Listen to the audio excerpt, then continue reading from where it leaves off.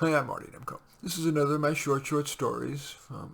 It's going to be from the forthcoming edition of my book, Soloists, which are about 175 short stories of introverts and outsiders facing a dilemma. This one is called Kansas to Vegas. In the Salinas, Kansas church I grew up in, filled with well-wishers, my dad, Pastor Peter, was at the altar performing the most important wedding ceremony of his life. Mine. With tears in his eyes, he whispered, "Mary, do you take Travis to be your lawfully wedded husband? In sickness and in health, for richer, for poorer, until death." Before he could say, "Do us part," I ran out, ripped the "just married" sign off the back of our car, pulled Travis's suitcase out, and left it on the sidewalk. Burning rubber, I drove away.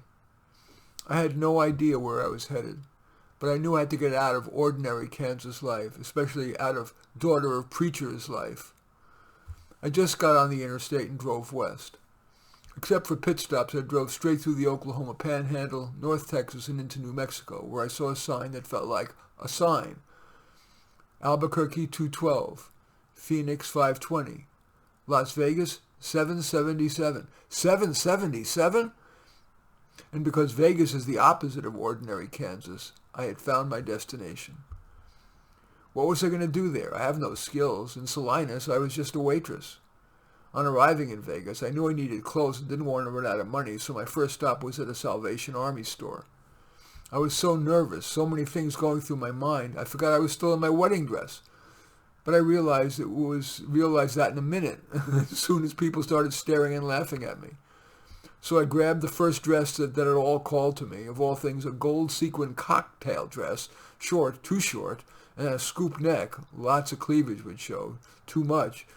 But it sure is different than Kansas, pure Vegas. And for $5, I sure wasn't going to take the time to try it on. I wanted it out of there now. I tried it on in the car and felt embarrassed that I loved it. It was a sign of my new life, the opposite of Salina.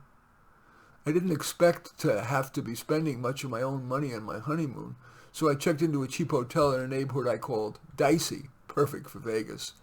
To avoid being seen in sequins, I raced up to my room, looked at myself in the mirror and thought, next stop Walmart to get something normal looking. Still looking at myself in the mirror, I asked myself, "So Mary, what are you going to do to make money? More waitressing? Tired of that. I'm here to do something new." Seeing my cleavage in the mirror, I laughed. "Hooker? Never in a million years. But I do look like a cocktail waitress, maybe at one of those famous Vegas hotels." So after a good night's sleep I sure needed, I went to the fancy hotels I had heard of, the Venetian, Wynn's, and the MGM Grand. All three came up snake eyes, or is it craps? I don't know gambling. I asked why they turned me down. Is it my dress? No, they loved my get-up, but wanted to hire people who had previously been cocktail waitresses in Vegas. They told me to try the Sahara, Circus, and even the Best Western, but I got the same answer, and I got scared. Driving back to my hotel in its dicey neighborhood, I passed the Winners Motel and Casino. Two of the letters in the neon sign were gone, or out. I thought, maybe you got to start somewhere. Looking at me, up and yes down my dress, the manager hired me. I hated the job. The non-stop noise of the slot machines, the players whose politeness faded into rudeness when they got past their second drink. One guy said, "Baby, you'll probably make $15 an hour. How'd you like to make $200? Come to my room and I'll show you how." I turned him down with a polite, "Thank you, but I don't do that." But after my shift, back in my room, I started thinking. After all, my fiancé and, other guys said I was hot, and it would pay a lot better than Winners Motel and Casino. But what would my parents think, especially my father, preacher man? But the next morning, which for me was noon, on my phone I went to the website of the only brothel I'd ever heard of, the Camaro Ranch. It was soliciting applications for courtesans. And without thinking about it much, I applied. I figured they'd never hire me. Definitely no, quote, prior experience working in a brothel. That was a question on their application. But the same day I got a call for an interview. I wore my sequin dress, and they hired me subject to passing a blood test and criminal background check. In the meantime, they gave me a training booklet, including how to do a dick check looking for STDs. 2 days later, they called and asked if I'd sign a 14-day contract at $1,000 a day, live-in. I did, but I soon broke the contract. It was the very first guy. I didn't get beyond the first few minutes of warm-him-up conversation when I cried, "I can't do this!"